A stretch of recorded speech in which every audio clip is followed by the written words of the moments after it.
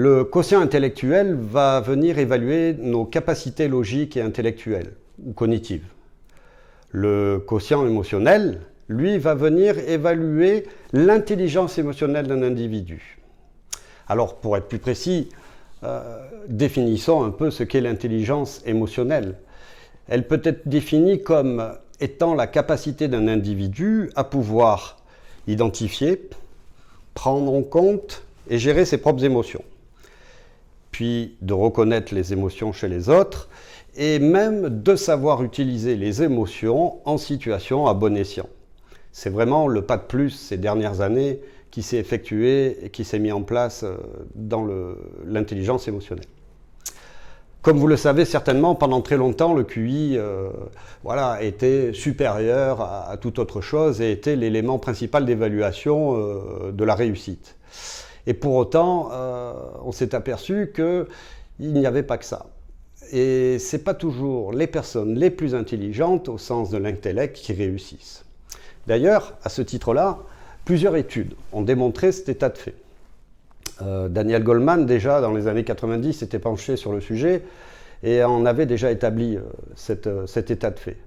Et si on va sur des recherches plus proches d'aujourd'hui, je pense notamment à l'équipe que forment le docteur Travis Barbery et le docteur Gene Greaves, qui dans les années 2010 ou 2015 ont mis en route une étude qui portait, je crois, sur 150 entreprises.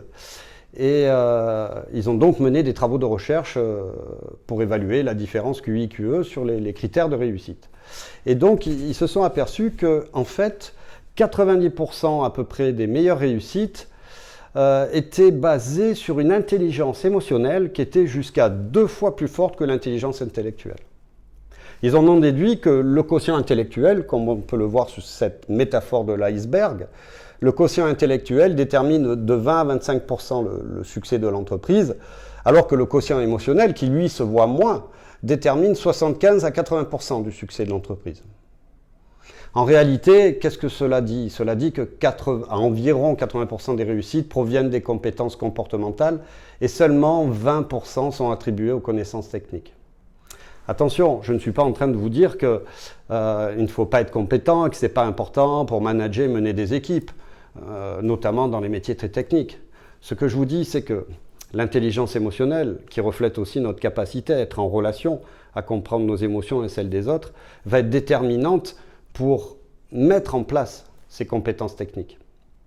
C'est vrai, ceci pose la question d'ailleurs de comment on peut se permettre aujourd'hui d'ignorer les émotions dans les organisations et plus particulièrement d'ignorer le jeu des émotions dans le management. D'ailleurs, on le voit très bien. En management, ce ne sont pas les personnes les plus compétentes techniquement qui vont le mieux animer les équipes et avoir de bonnes relations.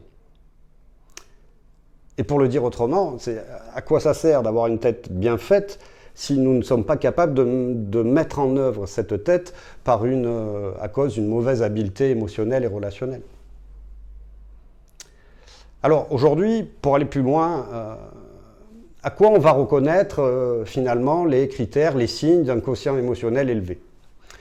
Alors, je vais vous en décrire quelques traits, nous en verrons d'autres par la suite. Je vais vous en décrire quelques traits afin que vous voyez déjà si ça vous parle ou pas, si vous reconnaissez ou pas là-dedans. Alors, un des traits qui est le plus important et assez facile à repérer, c'est est-ce que vous avez un vocabulaire émotionnel étendu? Ou autrement dit, est-ce que vous savez mettre des noms sur les émotions? Est-ce que vous êtes curieux des gens? Est-ce que vous avez tendance à aller vers les gens, à les rencontrer dans une forme d'empathie? C'est important pour un manager d'aller vers ses collaborateurs ou ses supérieurs hiérarchiques. Pourquoi pas? Vous n'avez pas peur du changement et même vous êtes flexible, c'est-à-dire que vous êtes capable de produire du choix, des options. Voilà, quand un changement arrive, vous n'êtes pas tout de suite contracté, mais ok, on regarde et on évalue ce qui est possible. Vous connaissez vos forces et vos faiblesses, ça sous-tend de travailler sur soi et de bien se connaître. Vous avez en général un bon jugement, une bonne évaluation des autres. Vous n'êtes pas susceptible. C'est plus difficile déjà ça. Effectivement, la susceptibilité, vous voyez, en matière émotionnelle, elle va appeler la colère. Quand on est susceptible, on va se contracter.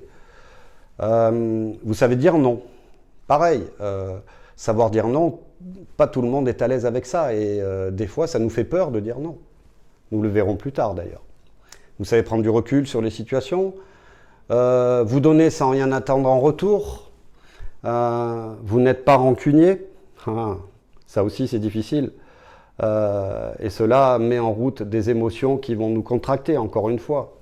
Vous êtes capable de neutraliser les personnes toxiques ou de faire du recadrage, comme on dit en management, sans que cela vous mette dans des états pas possibles. Vous ne recherchez pas la perfection. La perfection, un point très subtil. Est-ce que vous savez que quand trop de perfection va mettre de la difficulté dans les rapports, la peur de ne pas être au rendez-vous, d'avoir mal fait. Attention, je ne dis pas qu'il ne faut pas faire des choses parfaites, je dis simplement que trop de perfection peut générer des émotions difficiles, à la fois chez soi et chez les collaborateurs.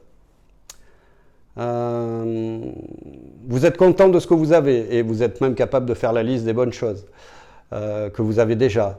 Vous savez déconnecter, c'est un signe d'intelligence émotionnelle, de savoir passer à autre chose, de ne pas penser toute la journée au travail, de savoir laisser finalement chaque chose à sa place. Voilà, je vous ai décrit quelques signes particuliers qui permettent de reconnaître des points clés de l'intelligence émotionnelle, et peut-être que vous êtes déjà reconnu dans ces quelques signes. Alors aujourd'hui, une question pour vous. Par rapport à tout ce que je viens de vous dire, dans votre management, vous êtes plutôt QI, quotient intellectuel, ou QE, intelligence émotionnelle?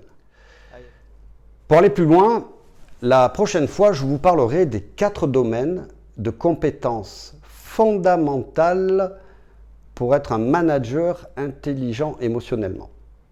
4 compétences, faciles à comprendre et surtout faciles à travailler.